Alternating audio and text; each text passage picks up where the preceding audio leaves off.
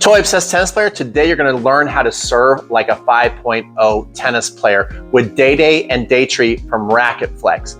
This is just one of over 40 masterclasses we get each and every year for our TennisCon events. So if you love today's lesson, you're going to be able to get access to secrets you're not going to see anywhere else on the internet when you register for TennisCon 8 today.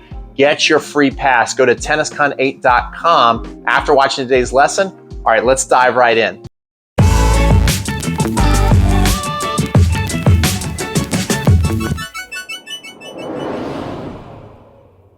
What is up, athletes? In today's video, we're gonna cover the 3 steps that you can use to start adding power, consistency, and effortlessness into your serve.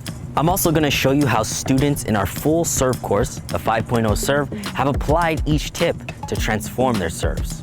We'll break down the exact techniques and drills that Daniel used to fix his weighted tray serve. And I've seen a bunch of players struggle with this for years, but it only took him a couple of weeks to fix. You'll also learn how Tate added 20 miles per hour to his serve within just 3 days of training. I know, that sounds too good to be true, so you gotta see it to believe it, so just keep watching. And finally, you'll learn how Fu developed his serve to 105 miles per hour, going from this to this. Now, if you want to get these kinds of results in your own game, then worry not, my friend, because by the end of this video, we're going to show you how you can get your hands on our best series yet that have helped hundreds of students just like yourself add anywhere from 5 to 10 miles per hour in just 5 days with our free 5-day serve power challenge. But more on that later, because right now we're going to get into step number 1, getting into the pre-throw position. Whether you're looking at Federer, Kyrgios, or Roddick, all of these players reach what's called a pre-throw position. It's often one of the key ingredients that separates the amateurs from the elite servers. And this was especially key to helping Fu transform his serve into a weapon. You'll see that elite servers will have their hitting arm lifted away from their body about 90 degrees and drawn back to their side. This creates what we call the upside down L position. You can see right here an upside down L at the armpit. And from there, the hitting arm will also be bent about 90 degrees, creating the double L position. And finally, the palm will be facing forward, giving you that nice pre-throw position. Now, Fu here had the common tendency of dropping his hitting arm a bit too low and bringing it too far forward. And if you've had this problem too, where your arm is out of the right position, you probably noticed that this saps a lot of potential power that you could otherwise be getting. This is because if your hitting arm dropped down too much or it's too far forward, it actually limits the amount of external shoulder rotation that you can get. Now, external rotation means this motion right here, where you're rotating your shoulder so that your racket gets driven back like this in your racket drop. And without placing our hitting arm in the right position, this motion of flipping the racket down and back using the more powerful muscles in our body is going to be nearly impossible. So you can try this with me now. Simply grab a ball and find a wall that you can throw at. Let's start things off by shadow swinging a couple of throwing motions here. And just imagine that you're throwing the ball straight forward like so. And after a couple of these throwing motions, I want you to pull it back and pause right before you're about to throw. And take a look at what position your arm is in. Most likely, you'll notice that your arm is drawn back and away from you to your side. And now, grabbing the racket, if you try the same exact thing, you'll immediately notice that if you set your arm up in the same position and you start your swings, you'll notice a lot more fluidity in your motion. So this was one of the things that we started to work on with Fu. With his elbow dropping down too low, he wasn't able to rotate his shoulder as freely, which was causing him to arm the shot using this elbow extension motion and using the weaker muscles in the body. And this isn't just when the elbow is too low. If it's too far back, too far in front, too high, or too low, as long as it's out of its optimal range of motion, you're going to immediately notice that the arm and racket can't flip down and back as freely. So we need to get this position just right, where your arm is drawn back and away about 90 degrees. And once you find yourself getting into this position, it's also important to know when to start the drop. You see, this is all about timing. Fu tended to drop his racket early, which again doesn't allow the racket drop to happen in one fluid motion. And this led to him having a lot of hitches throughout his swing. So we got to work, going through our best progression drills for timing that racket drop. Now we focused on building in this natural elbow elevation in Fu's serve by starting with resisted band external rotation drilling.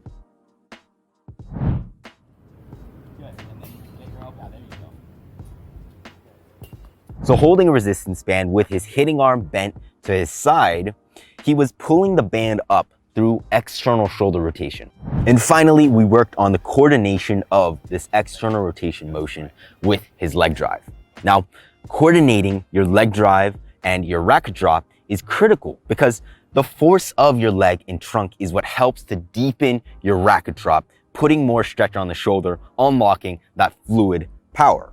So we drilled this in with the hold go drill. The rule was simple. He had to keep his racket up right in the trophy position, and he could only accelerate through that racket drop when I said go.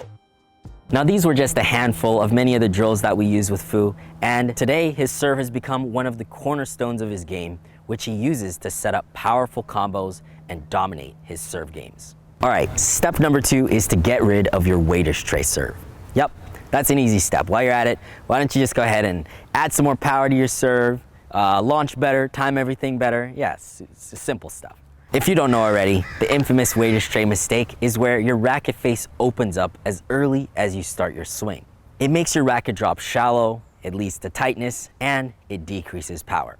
So all around, not a great habit that you want creeping up in the middle of your match. Dinner is served. Unfortunately, if you take a look around your local club, this is one of the most insidious problems that you'll see around. And this is exactly what Daniel, one of our serve students, found himself struggling with when he first enrolled in our program. But fortunately for him, with a specific set of progression drills and continuous dedication, he was able to fix this problem in just a matter of weeks. And now we're gonna break down exactly how he did it.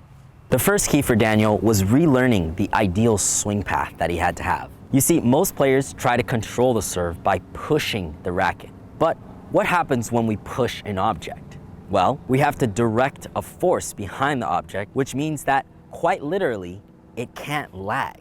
And that is the first culprit that leads us to the weighted tray motion, our desire to push the ball. So we needed to change this pushing motion into more of a pulling motion, where he was allowing the racket to lag and naturally release by making contact higher and further into the court. So we did this through a technique called the pro drop move. The pro drop is a universal fundamental motion that every elite server uses, but most rec players don't know what it is or how to use it. This is where at the end of your racket drop, the racket tip swings out to the right so that it becomes aligned with the right edge of your torso. When you look at this from the top, you can also visualize the racket as taking a counterclockwise path, first moving from right to left and then left to right. Now this is really powerful because it signifies the full completion of this external rotation of both your shoulder and your forearm.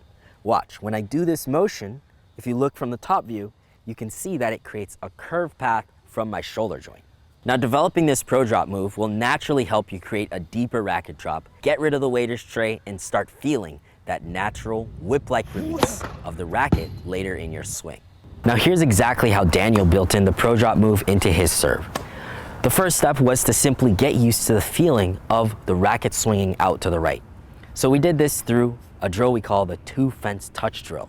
Now from there, he learned how to initiate the swing with the hips instead of the arm. And we did this through the semi-open stance serves, among other drills as well. And afterward, Daniel was hitting some of the best serves of his life, finally fixing his dreaded weighted tray and increasing his consistency in the process. And finally, tip number 3 is to use a motion called internal shoulder rotation for more power. This movement is what we've been building toward. So from the pre-throw position to the pro drop move, all of this led up to get this whip-like release of internal shoulder rotation at contact. And according to a study done by Dr. Bruce Elliott et al., this motion of internal shoulder rotation is responsible for over 50% of the racket head speed generated at contact. And it was one of the key techniques that Tate used to add 20 miles per hour to his serve within just 3 days of training with us. Yep, you heard that right, so you might want to lean in. Tate was struggling with a technique we call the drag serve. This is where your hitting arm moves straight forward through contact. And this is usually done through one particular motion. Anatomically, it's called shoulder extension. It's when we arm the shot straight through instead of relying on this rotation motion to drive the racket head forward. Now, of course, you do want to use this shoulder extension on the serve, but relying on it too much without using internal shoulder rotation is going to lead to tightness and a feeling of arming the ball.